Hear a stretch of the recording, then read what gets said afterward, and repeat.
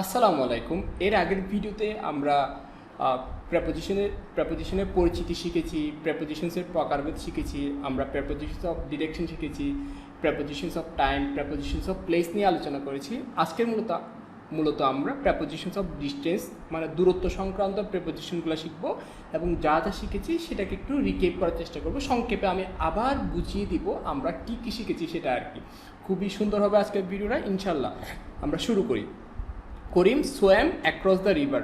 এই যে আমরা নদীর এক পাশ থেকে অন্য পাশে সাঁতরে যাই না, আমরা রাস্তার এক পাশ থেকে অন্য পাশে যাই হেঁটে, আমরা সাঁতরে নদীর এক পার থেকে অন্য পাড়ে যেতে পারি, সেটা বোঝানোর জন্য আমরা অ্যাক্রসটা ব্যবহার করব। অ্যাক্রস কখন ব্যবহার করব?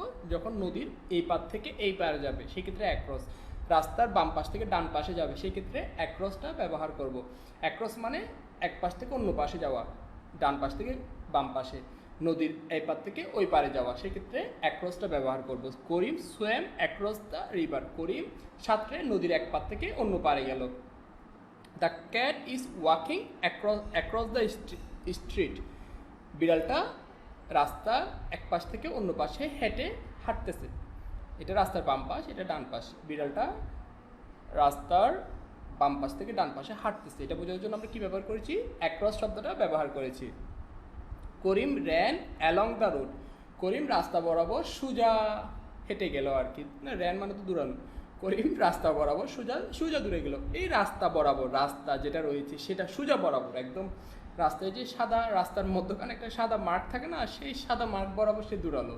রাস্তা বরাবর সোজা যখন দৌড়াবে তখন হবে অ্যালং। কোনো কিছু একদম সোজা বরাবর, রাস্তা বরাবর সোজা বোঝানোর জন্য অ্যালং শব্দটা ব্যবহার করব।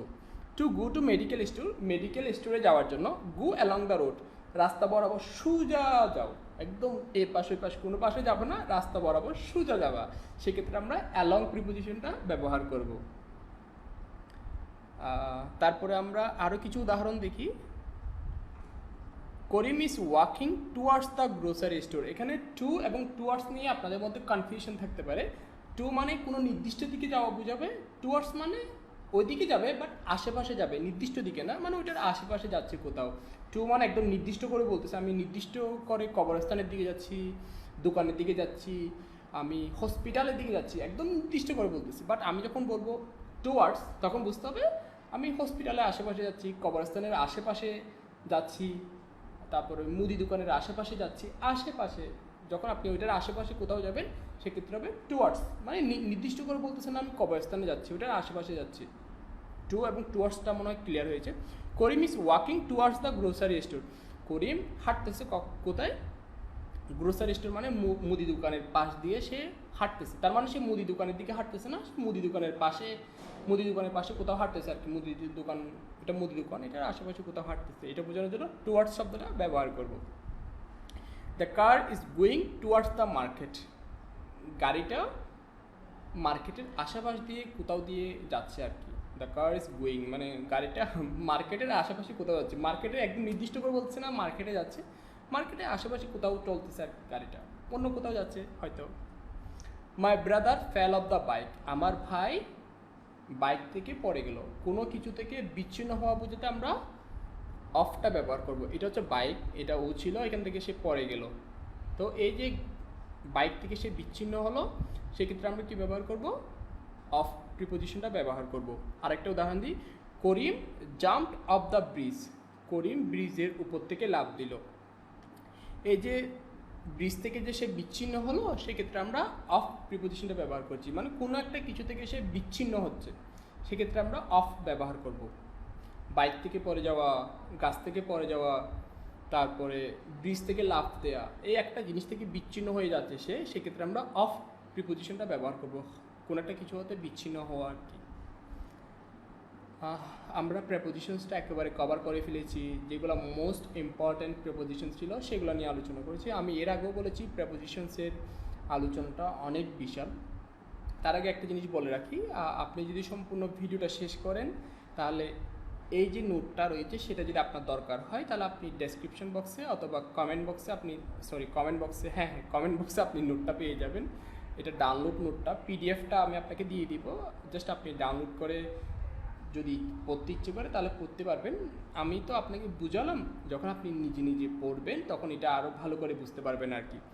তো শেষ 1 মিনিটের মধ্যে আমি সম্পূর্ণ প্রেপোজিশন যেটা রয়েছে আমি আরেকবার রিক্যাপ করে দিই, তাহলে আপনার জন্য ভালো হয়। আমরা কি কি শিখেছি সেটা একটু রিক্যাপ করি। আমরা প্রেপোজিশনসের পরিচিতি দেখেছি, আমরা জানি।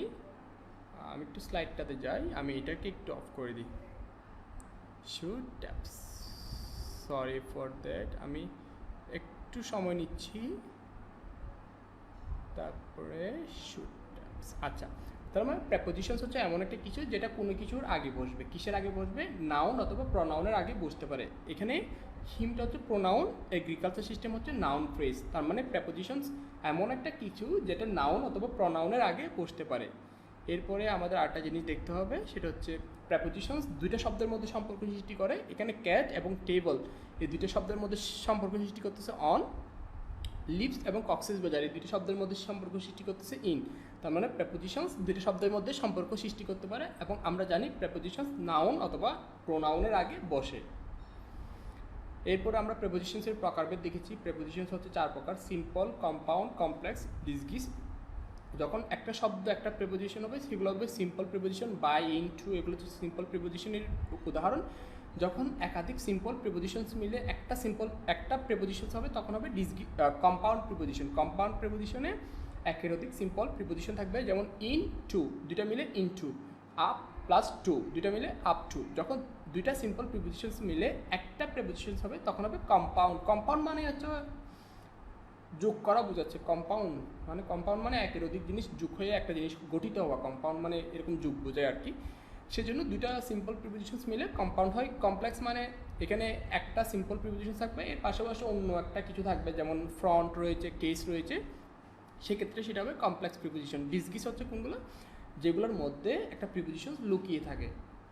অনেক সময় বাক্যে প্রিপোজিশনস লুকিয়ে থাকে, সেগুলোকে বলে ডিসগিস প্রিপোজিশনস। এরপর আমরা দূরত্ব সংক্রান্ত প্রিপোজিশনসগুলো শিখেছিলাম। প্রিপোজিশনস অফ ডিরেকশন, নির্দিষ্ট দিকে যাওয়া বোঝাতে আমরা টু ব্যবহার করব। ভিতরে আসা বোঝাতে আমরা ইন ব্যবহার করব। এরপরে আমরা শিখেছি নির্দিষ্ট সময়ের আগে, পয়েন্ট অফ টাইম বোঝাতে অ্যাট, দুপুরের আগে অ্যাট, রাতের আগে অ্যাট, এবং মধ্যরাতের আগেও আমরা অ্যাট শব্দটা ব্যবহার করব। এরপরে আমরা শিখেছি দিনের আগে আমরা অন ব্যবহার করব, শহরের আগে আমরা ইন ব্যবহার করব। কোনো একটা কাজ অতীতে শুরু হয়ে বর্তমান পর্যন্ত চলতেছে, সেই ক্ষেত্রে আমরা সিন্স প্রিপোজিশনটা ব্যবহার করব।